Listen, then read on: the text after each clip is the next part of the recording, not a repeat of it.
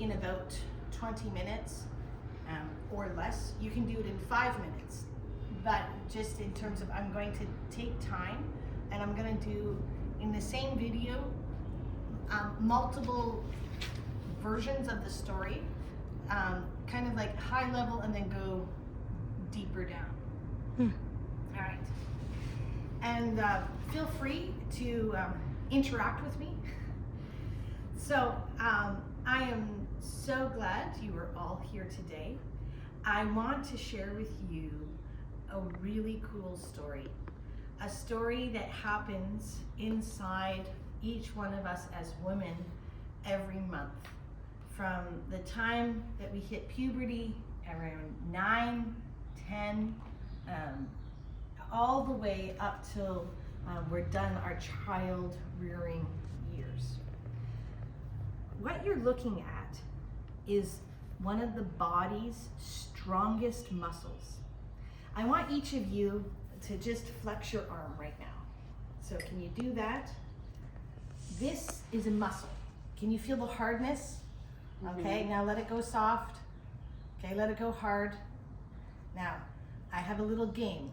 Who amongst us can hold it the longest? So, just while I'm talking, hold it strong, and then when you give out, just put your arm down, and we'll see who is the strongest, and whoever's the strongest is going to get one of these coupons that you can have, okay? Now, as this muscle here, this muscle is about the size of my fist here, okay? And this muscle is amazing because in time, it can expand like this and be as thin as paper, and then it can go back like this. It is one of the strongest muscles. The only other muscle this strong, this strong, we have 2 people still, is our jaw. This muscle here is the strongest muscle.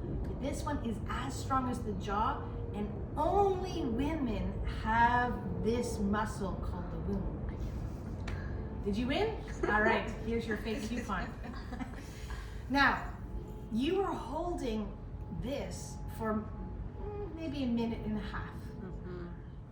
This muscle holds that much pressure for 9 months. And can you imagine having this stance for 9 months? And if you could also make the game by holding a bag of potatoes or something, like holding it, all right? This muscle is going to hold potentially a baby that is 3 kilos or 4, probably, hopefully not 4 kilos. Yeah. Right? But it can hold a baby, okay? And then after birth, and when the baby grows, it's like a paper thin, and it's still holding it. It's still holding that sack of potatoes or onions. And then when it gives birth, it's so strong that it can contract back to here. We are amazing as women that we have the ability to carry a baby inside us multiple times. It's a miracle, and I want to encourage each of you. You're amazing, and this is part of your story. Now, how does this story all begin? It begins way before you're ever married, before you even need to have children. This is happening when the puberty begins and you start to have your period. How many of you have had your period here? Just to be, not she's kidding. Right? Okay, so even though you might not know this story, you have seen the outcome of monthly, you have blood coming. And we'll start our story at our period. Okay? Now, I want to ask you a question. How many of you have had a special guest or visitor at your home? Yeah? And has this guest or visitor, have they stayed overnight? Have you ever had an overnight guest? Tell me about that. What happens before they show up? What do you do to prepare for this guest? Cleaning. Cleaning, okay. What type of cleaning? What do you do? Usually the room. The room, okay. Get all the dust out. Get all the dust out, yeah. And if a guest is going to sleep overnight, what do they sleep on? Use a bed. A bed, exactly. And is it just a wood, or what do you put on the bed? Mattress. Mattress. Anything else? Sheets. Sheets. Clean sheets. Clean sheets, exactly. So preparing for this special visitor, you prepare the environment, the space, the room, you sweep out the dust, you make a nice comfortable bed with clean sheets. All of this is to prepare for a very special guest. Now, I want to show that same story right here in this very strong muscle of our womb. At the beginning of this cycle, we're going to start on day 1. That is, the body is having its period, where the blood is leaving, and it's like how you said, you're cleaning out the dust. You're cleaning out all of the old. We're not going to get into that, but as that same example of getting ready the guest room, the body is sweeping out the old so that it can begin having a clean room or a clean bed. And so depending, every woman is different. Her period can be between 1 to 4 days. Some can have a longer period, but this red represents the cleaning of the womb, the cleaning of the space. And it can be very heavy, so this is showing it kind of like heavy blood, and it can get lighter and lighter till it's just a small discharge. After the period, you can see here, it's like clean, the lining, there's nothing there. It's all empty. Just like when you strip the bed, you strip the mattress, you swept the floor, now it's completely clean. Now it's beginning to prepare.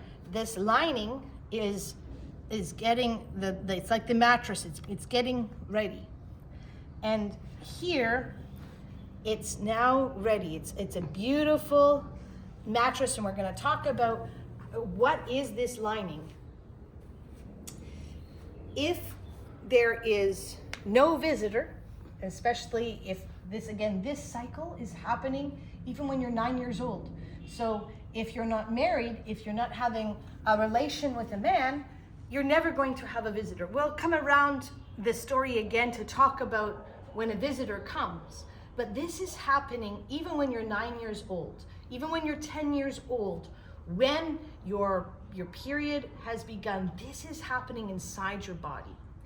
And if we don't have any visitor, the body is going to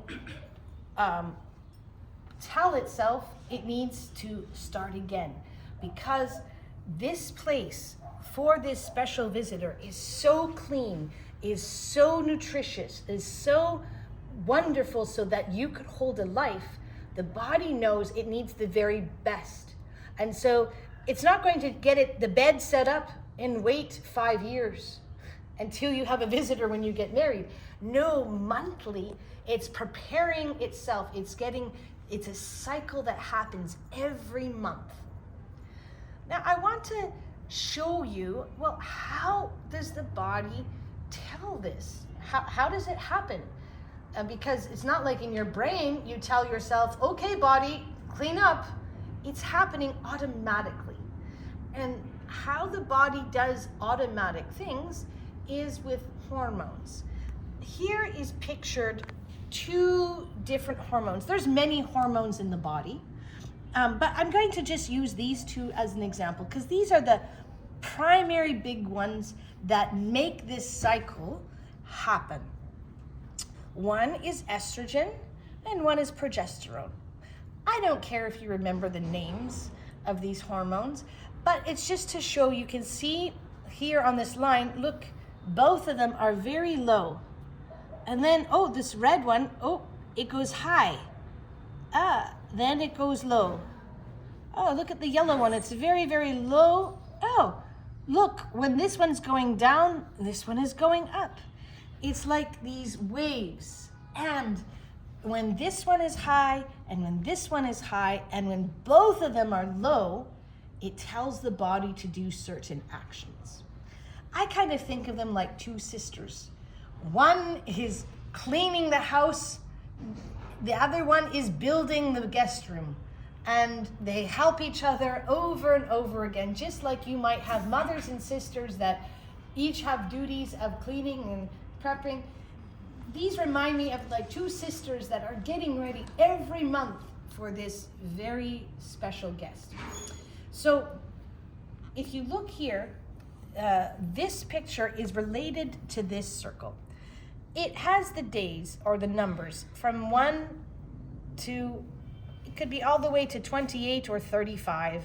So, and this is general. Between days 1 and 7, and here it's the same thing, 1 and 7, these hormones are very, very low. You can see that they're very, very low. And when they're low, the absence of them in our bodies tells the body that it needs to bleed, it needs to empty all of this out. At day 7, you can see that it's starting to increase. And basically, this hormone is telling the body we need to put on the mattress, we need to put on the sheets, we need to prepare for the possibility of this very special guest. What's interesting is if these are like two mountains in the valley, look at they both go low at this one point, and it's not very visible on my tapestry, but there's like this blue line right here. And this blue line is basically only 24 hours. What is happening at 24 hours? I'm going to tell you. It is this picture. This is ovulation. But I want to go back in my story because we've been focusing on this muscle, but there's been something else happening at the same time. As this hormone is saying, prepare the sheets, prepare the lining of within inside this uterus, it is also telling my ovaries, which are these two gray things, kind of like a kitchen, if you want. In this first picture, so at about here, okay, this is signifying the period. This picture is basically happening the green, okay, around day 8 and 9 after our period's begun. It is telling something to happen here. If you look, there's these little golden spots. These are eggs, ovum. And if we're going to have a baby, it's going to require a part from the woman and a part from the man. This is the part from the woman. Even when a young girl is born, she has all of the eggs she will ever have in her entire lifetime are already in her ovaries. They're undeveloped. It would be like a tiny seed. Think of like you have dates in Siwa, or we have mangoes, okay? Who likes an unripe mango? It's hard, it's not ripe, it's not sweet. No one wants to eat a hard green mango or a date before it is ready. You want it to be at the right time. So these, even though they're eggs or ovums, they're unripe, they're undeveloped. And this hormone is telling them, pick one of these that is going to begin to ripen. The rest, it's like a storage pantry. They're not going to do anything, but one of them begins to ripen, begins to develop. And around this egg becomes this sac of water, of fluid. It's very, very tiny, But inside, if you could make yourself go small, it's like a big balloon. And I don't know if you've ever seen a balloon with water. What happens if you fill a balloon full of water and then you take something sharp and pop it? There's this explosion, right? There's this force. Well, the body uses similar technology. So as this one egg out of all of the eggs is developing, it's moving closer to the edge of the ovary, like the outside skin, almost like a pimple, if you want, okay? When it is ready, at this 24-hour mark, something amazing happens. Here's a closer picture of it. Again, it's small, it's developing. This kind of shows the water, okay? As it gets closer to the surface. And at ovulation, what happens, this developed ovum with the water sac goes to the edge and bursts. And all of that water helps the egg move in this space here. And this little hand basically catches it like soccer, or like they catch the ball, okay? And that water force helps it to move from the ovary into the fallopian tube. And this happens every month, even when you're 9 years old or 10 years old, when you're starting your period.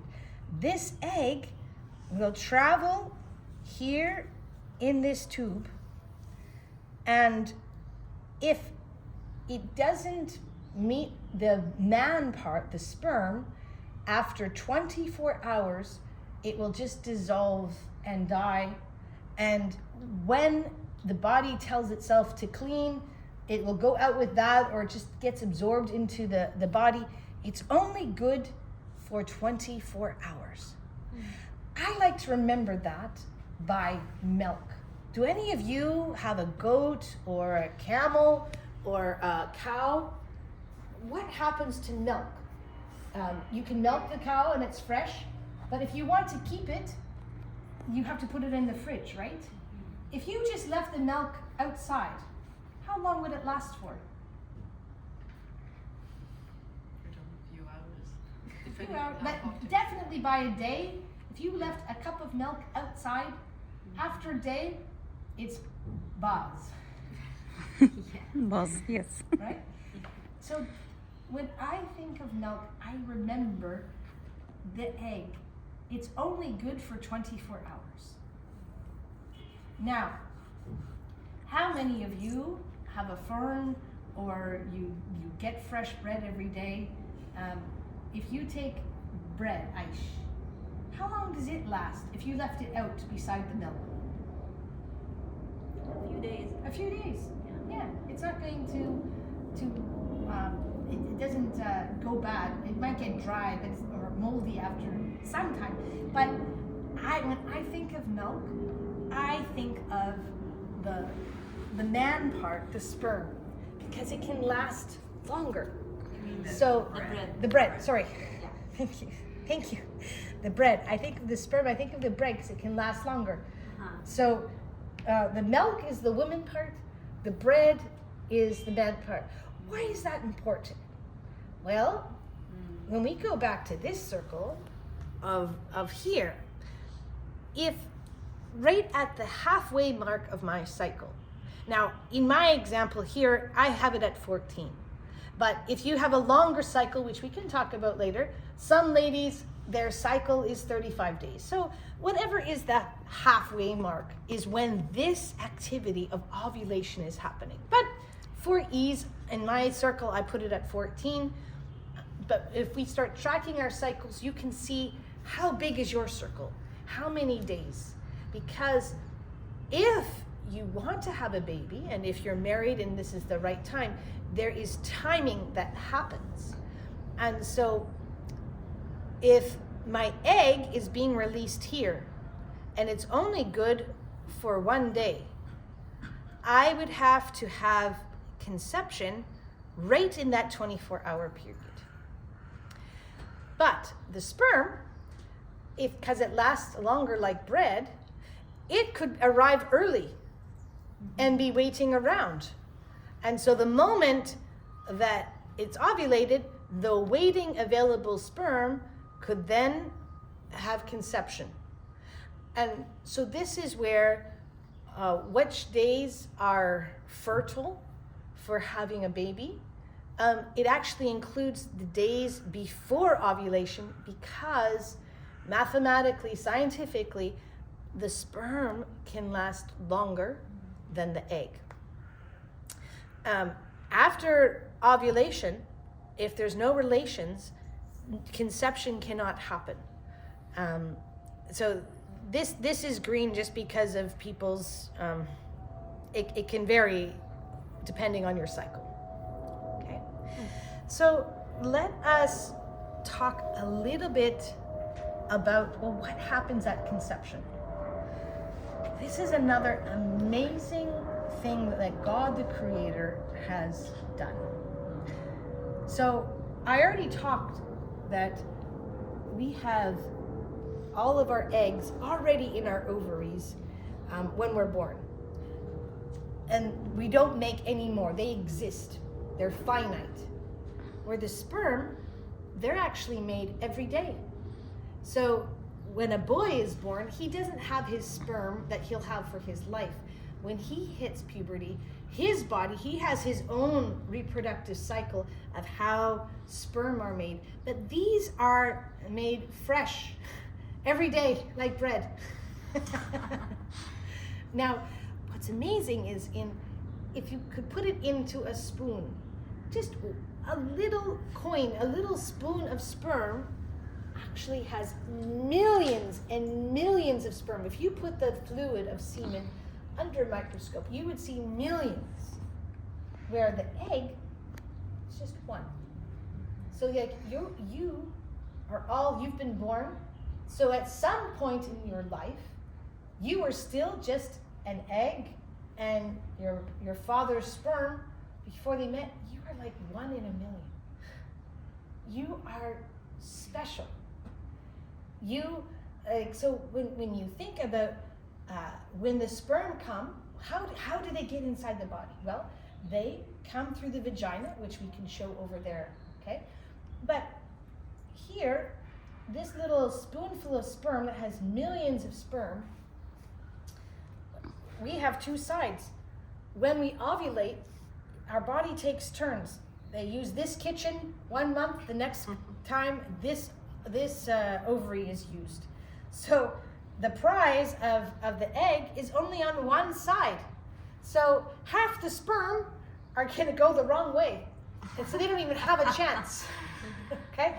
So to cut your chances to 500,000, right? Other ones, they're not strong swimmers. They don't move, they get caught up in here, they get lost. Only some finally come to where where the egg is. The other amazing thing is, when this egg, if this is my egg, and here is the waiting sperm, okay? There's like this certain surface on my egg. Like think of an eggshell, if you want. And the sperm, this part of their sperm has like a special chemical or acid or something that literally can eat away at that wall. Okay, so there could be many trying. Okay, they're all around this thing. The moment one sperm finally goes through, okay, even if the other one is almost there, this egg immediately completely changes like a brick wall, and no other sperm can get in. It's amazing, it's fascinating. So from these millions of sperm down to one egg, and one is the winner of the sperm. As soon as it penetrates that cell surface, it completely transforms.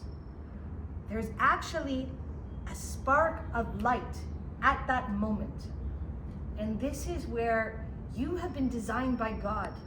You're not just anything. You are actually designed.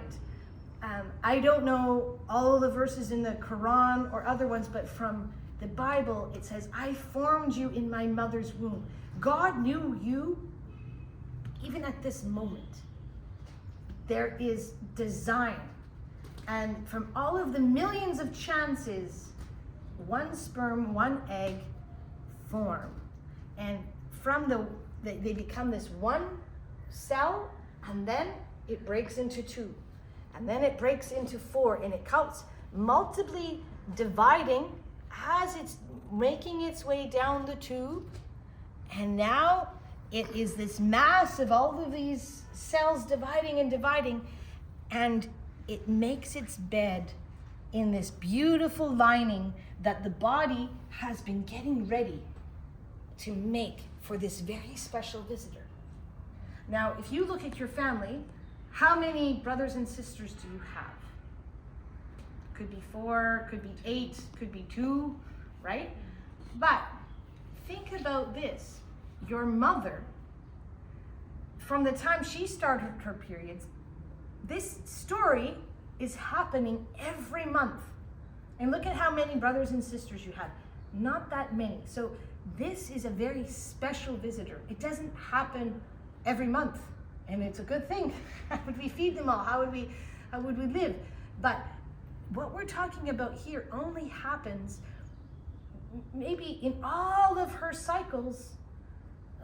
She could have over 450 cycles from the age of 9 to 50 or whatnot, okay? This only happens very special. But every month, no matter if this side story happens, this story is happening every month. And it's amazing, every month, like clockwork, this is rising, preparing it. When it goes down, the egg is released. If there's no visitor, this is here saying, well, until they both go down, then it's the cleaning again.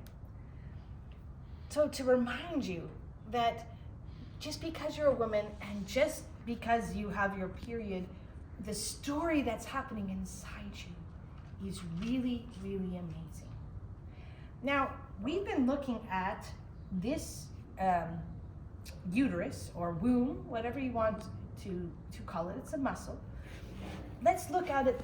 This picture shows it front ways.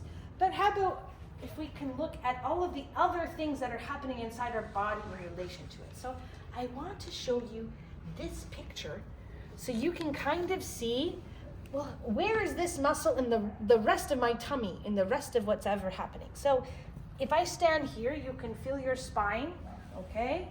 This is my spine, okay?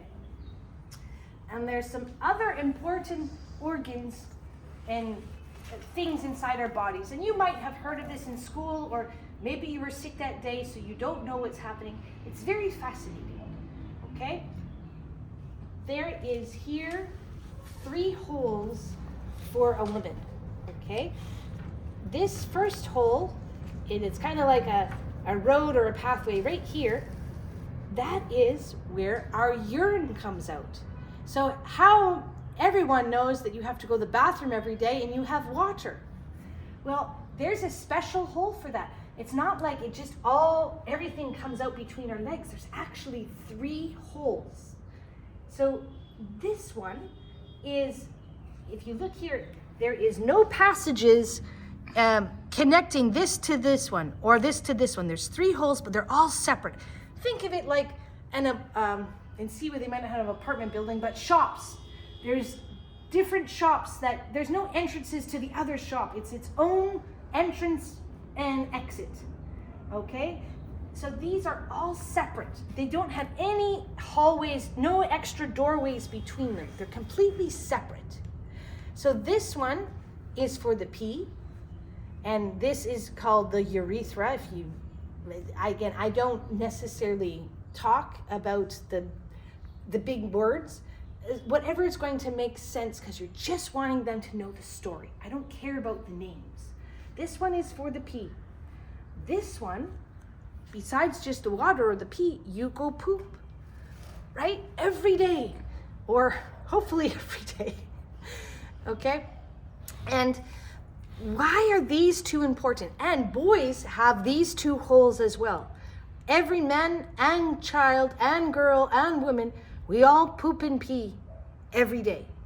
And what's amazing about that is because we eat, because we drink, our body needs nutrients, needs things.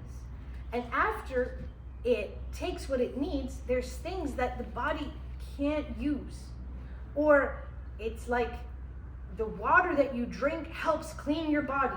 How many of you wash dishes? You need some water. And the water afterwards, would you want to drink that water? No, there's things that you don't want. Well, the body, when you drink water, it is cleaning itself. And so all of the yucky stuff that the body doesn't want, it sends it out with the water. And the same when you eat food. When you eat a cob of corn, there's certain things that come out, you can see it, because the body can't use it, it can't digest it. And so both of us have poop and pee, whatever you want to call that, and it's the body is removing the toxins. If we plugged up these holes and those didn't work, within a matter of days you would die because of the toxins, because of the poisons. So why am I saying this? Why is that important? To remind us, all of us, men and women, poop and pee. All of us are dirty, meaning it's not just a woman's thing about you're a woman, you have a period, you're dirty. Actually, that's false. The dirty part of our bodies is the poop and pee. Now this middle hole, this is what this muscle is. It's just sideways. So instead of looking at it front, you're now looking at it on the side. We've already talked about how it's actually making a very special bed so that if a pregnancy happens, it has the ability to grow a human life. This lining is not toxic. This lining is not diseased. It is, if you put it under a microscope, it has so many nutrients and vitamins. It is a good thing. So I'm saying this to you as women. Your period is not a thing of disgrace. It is not a thing of dirty. Dirty is the poop and pee. The blood, the tissues that are being cleansed, it's not even that they're dirty. It's just that they weren't required, because if you have a period, that means you are not pregnant, is meaning the body is just saying, I want to every month have the very best bed, have the very best fresh guest room. But there's nothing diseased. There's nothing shameful about the blood and the tissues that come from your vagina, which is where the period comes. And I think that is in many cultures, I don't know Siwa, but there's so much taboo, there's so much stigma about you're dirty because you're a woman, where actually the dirt is on both of us. Now, the other part of these holes, it is very important for hygiene. I don't know the culture of Siwa, how you clean yourself, okay? Actually, most Arabs are very clean because of they're better than North Americans that just like to wipe and swipe and smear, right? Okay, but it's important of just reviewing good hygiene, because these holes, they are separate, but this one has E. coli. It has a lot of bacteria that you don't want to go this way. And so when you're cleaning, either you use your hand or water or a pot. The method, you want to go front to back. You do not want to move bad bacteria forward that could cause more infection. Now, from time to time, the real estate hits not very far between this hole and this hole. So infections can happen, but we can prevent them as much as possible by proper hygiene of cleaning from front to back. And one of the myths, and I don't know about Siwa, but that, oh, you can't have a bath, you can't have a shower during your period. But let's look at scientifically, why is that? And up front, without any cultural offense, it is a myth. There is no harm to your body. You will not get sick by cleansing yourself. Now, your practices for how you take a shower and how you take a bath can be different, but actually it is important that we keep this area clean. There's many different ways that you could do that.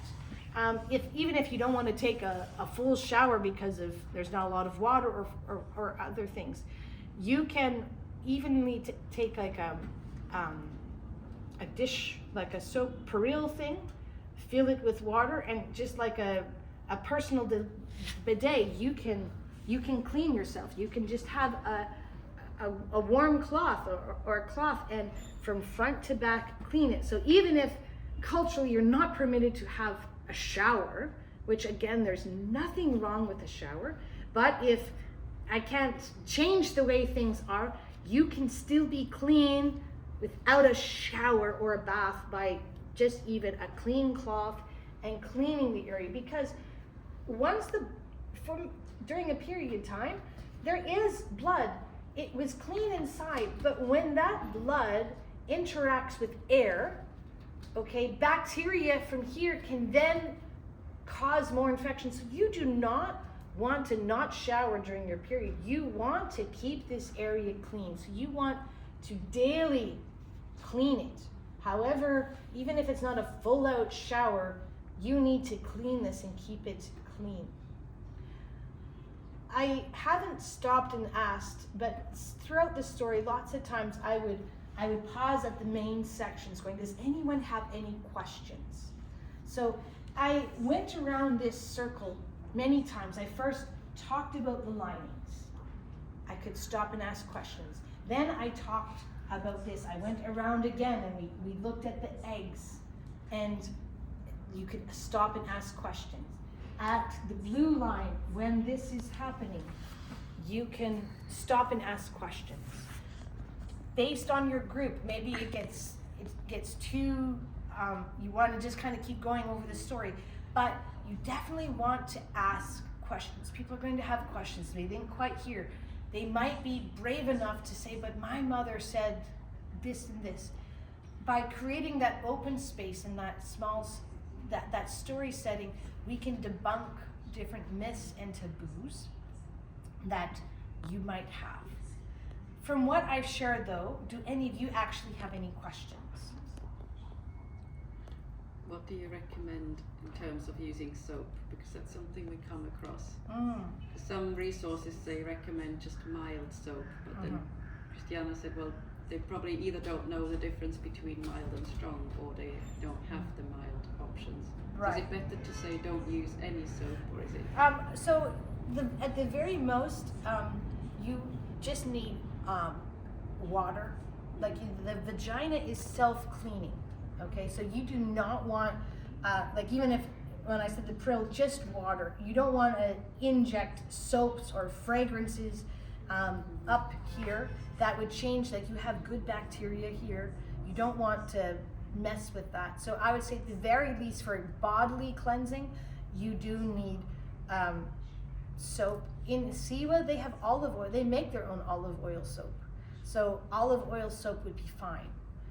Just a general, you don't want a lot of fragrance, but as long as you don't need douches or all of that. But you could just say, how do you wash a baby? Now, do they wash a baby? I don't know. But something that is just gentle for sensitive. All of this area is as sensitive as this skin here, or as sensitive as your eye. Would you want hard soap in your eye? Maybe that's a good way of putting it. Mm-hmm. If you had to wash your eye, what would you use? Oh, I would just use water. Soap in the eye is like, that might be a good way. But yes, a gentle soap like an olive oil soap, a bar soap is fine. You can have soap on the outside. It's interesting, I've never seen them use it themselves. They just sell it. Well, they definitely sell it, but in the homes and bathrooms, I've only ever seen the other soaps. What is the other soaps? What does it Well, look it's like? just I think Just the the cheapest. highly perfumed soaps. Highly perfumed soap. And we once gave them soap as a gift, like Dettol. It was a Dettol brand, and one lady said, "Oh, I can use that on my baby." Like they were so Wow. excited about having a nice Interesting. bar of soap. Now, one of the things that we're looking at, and again, there's so many avenues, is going. I'm not a soap maker, but actually making soap is quite easy. I don't know that process, but if that is a need, I would love to know from them. Going, do they desire, gentle soap? Is that something that, as a fifth session of going, this is how you can easily make it? I haven't gone there yet myself because people have so much access to soap here that it hasn't been a need. Well, I think they just need maybe. I mean, they would have access to it, I'm sure, if their husbands or some of the women make it. Yeah. So We would have to just point it out. point it out, but yeah. But if it's I wonder if it's a belief. That's the thing. Yeah. Like I need to use strong soap. Yeah, but I would say I would relate it to my eye. Going, what would you clean if you got something in your eye? What would you clean it with? That is the that's level that So that's easily to equate because you're very sensitive. You're like, it burns. Like you don't need a strong soap there. That's a great point. Does anyone else have any questions? What about daily liquid إفرازات? Every day we have liquid outside. Oh, discharge. Yeah. Aha. Okay, yes, thank you. So we've talked about the period part of the discharge would be blood. But yes, the vagina and this tract is self-cleaning. And so the inside here, there's glands that actually make mucus. So it's like self-cleaning soap. And depending on where you are in the cycle, your mucus, the fluids that come from your vagina change. At a certain point, they're very sticky. And now I'm going to talk about normal, and then we can talk about abnormal. But when it's time for ovulation, what's very interesting, your fluids become slippery. And it's actually there because the body was designed to procreate. It was designed that we as humans have babies. And so the body itself is helping the sperm have a very slick and way up. So if you touched and explored your mucus, okay, and there's a very good picture in the Menstrupedia comic book where it shows the mucus and it's holding it like this. So when you're very fertile, it's very elastic. You could if you touched your fluid and you look, you could literally open your hand like this and it could make a strand, right? When it's sticky down here and here, if you touch it, it just kind of break. I know that's like TMI, but again, it's part of the birth It's control like thing. an egg white. Yeah, it's the egg white stuff. So if someone was wanting to know, well, when am I fertile? Like, let's say they're having a problem knowing when they're fertile. When your mucus is very like long and stringy, that means you are fertile. So that's, again, this is the level of not everyone knows that or needs to know that. So all you could say is when you're looking at 9-year-olds or 10-year-olds, yes, you are self-cleaning. And so besides blood, there is other small amount of discharge, which is normal. It's just the vagina cleaning itself so that it's self-cleaning. Now, if this discharge, it should basically be odorless. It should be just kind of clear. Maybe if it dries in your underwear, just a slight white, okay? But if it smells like fish, if it smells foul, that means you have an infection. If it's very like cheesy, like feta, you have an infection, right? And so the normal is that it's just a little light. It should be non-smelling. If your daily discharge is very odorous or very cheese-like, like a lot, you might have a yeast infection. If you smell like it's like you pull down your underwear, it's like, oof, there's like a strong fish smell, you should go to a doctor. That means because these holes are very close, it's very easy to get infections, and you need to clear that out. You don't want an infection because then your infection can go in here and it can go up to your kidneys. You don't want infection. This area needs to stay clean. So if it's smelling bad, well, one, are you daily washing? If you're daily washing and you still smell bad, then you should check that out. Or yellow or green. Yeah. Yeah. Anything that's not clear or or that. Great comments, great questions. Anything else? Why some girls really, the period really hurt, Hurt. Mm. Excellent. and Others others don't. Very, And very good. some really like stay in the bed and they cannot move, or Yes. they have like Crabs. diarrhea, or they like Yes.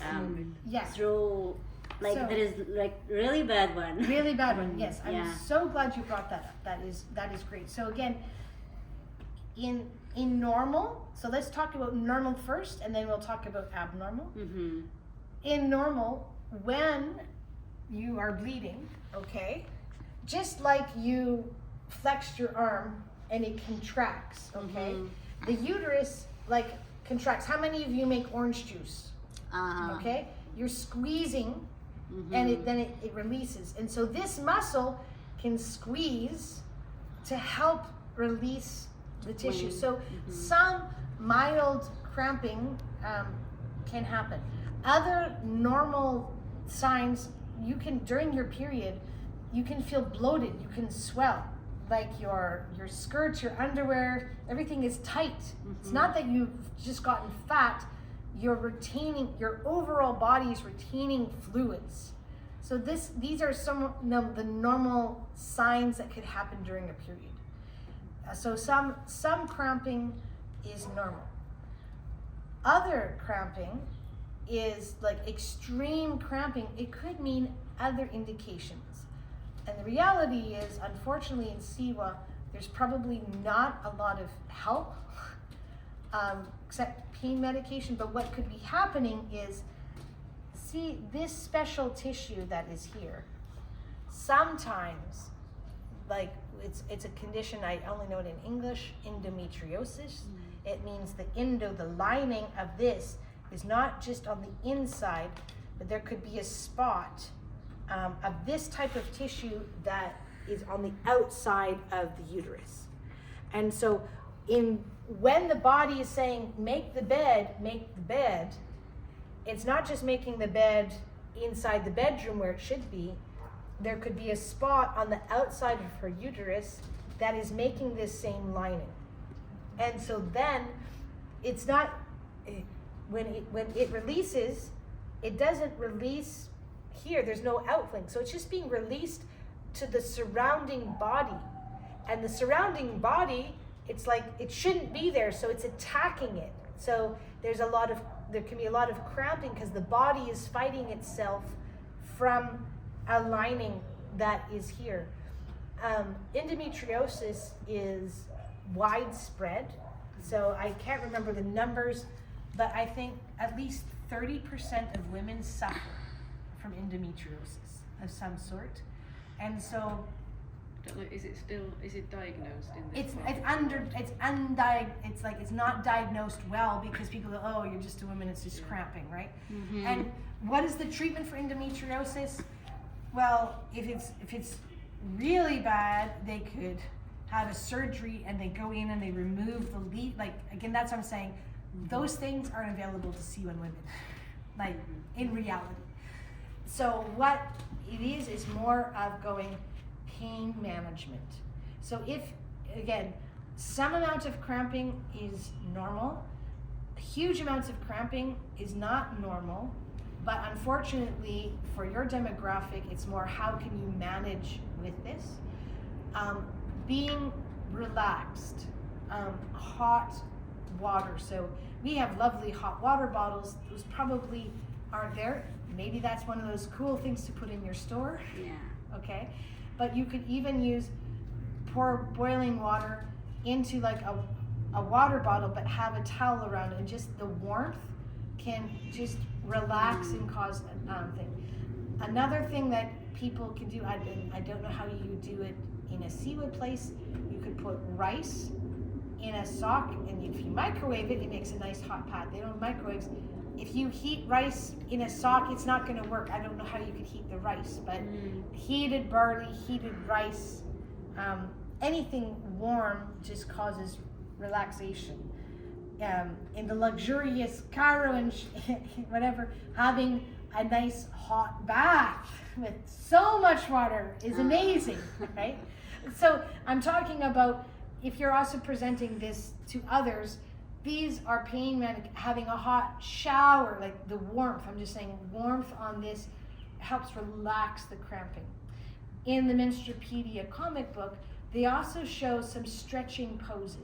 So some of them is like a child's pose like this, like just because sometimes the pain is in the back, okay? It's the muscles, everything is cramping. So like as you make orange juice and it squeezes, not only is this muscle, what do you call it, contracting, but your related muscles in your back that hold this uterus, everything can be contracting. So by just stretching like this, and there's 3 poses in that comic book that show you how to just like stretch it out, is helpful in the pain management. If they have access to paracetamol, again, I don't know how that is, that could be part of your store of things that are useful that they would want. Also, having good rest and sleep are important. That all of these can help contribute, as well as the permission of going, if you are a woman, my daughters both suffer from extreme cramping. I don't. I'm like, where do they get that from? They're from me. Where do they get this awful? They are in pain during their periods, right?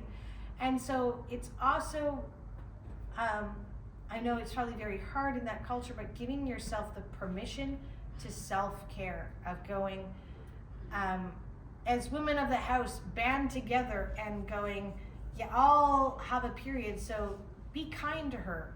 Like, let her rest with the water bottle while you do more of the household work, because you'll have a turn. Talking practically with the women, going, this isn't a shame thing, your body is doing this. So yes, protecting one another, looking out for one another, giving each other permission to self-care it's going to be the only way to really help them, because all of the fancy dancy Western treatment for endometriosis is probably not accessible or available to them. But pain management might be the closest thing that we can. Now, let's talk a little bit about the volume of blood, okay? We might, and sometimes it's a fun way of showing how much do you think you bleed, and letting them, like almost like an auction. When I first did that to Naveen, and I think it was even with you guys here, people are thinking, oh, it's like a water bottle full of blood. Like, we just think we're like these rivers of blood.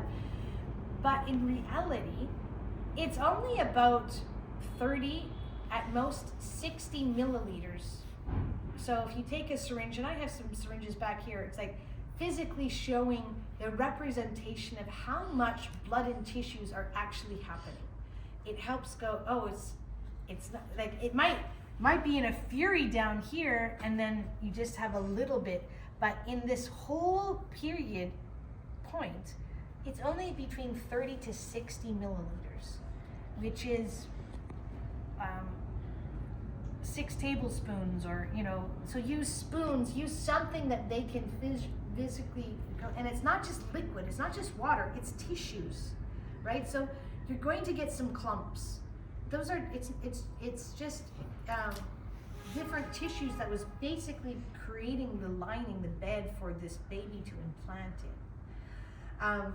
So if you are bleeding more than that, then yes, you actually need to see a doctor. And so this is where, when telling the menstrual story, talking and focusing on normal. You're not a doctor, right? But if they're not within normal, encouraging them to see a doctor. I don't know how feasible that is in Siwa, but if someone is bleeding out 80 mils or more every month, that is going to leave, that's called, there's a fancy word for it, dysmenorrhea or whatever it is, but they could get very anemic. So basically how you're gauging it, do they currently use sanitary pads? How often are you having to change? Yeah, that was my question, how to measure it. Yeah, well, and this is where there's measurements for sanitary pads, like we're going with how many pads, but I don't think they have access to that. So I would just use spoonfuls of going, you could check with something else, and it's like, well, how big of a stain do I get with this? You know, but if you're constantly, I don't, in this culture, I wouldn't know how to adequately say. They don't change it often. Yeah. It's Yeah. too expensive. No matter, yeah. Yeah. Okay, I see. So, but yeah, the normal, but having them understand and like letting them talk about it, the more you can engage, even if it's wrong answers, right? It's like, and then in the end, you can say, not that's wrong. You're going, good try. Well, that's interesting. Actually, this is how much. You know, so you're never wanting to say, oh, you stupid person, you don't know. Like you ask them and you want them to be engaging. But it comes down to 5-6 spoonfuls, or if scientifically, I bring a syringe so that they can kind of see. Ketchup packets, I don't know if they have ketchup packets. Anything that they can measure that's about 30 to 60 mils, whatever that is. You could hold up a small bottle of something from their store, just so that they can picture this is how much it is. So that basically sums up the menstrual story. You can stop the video.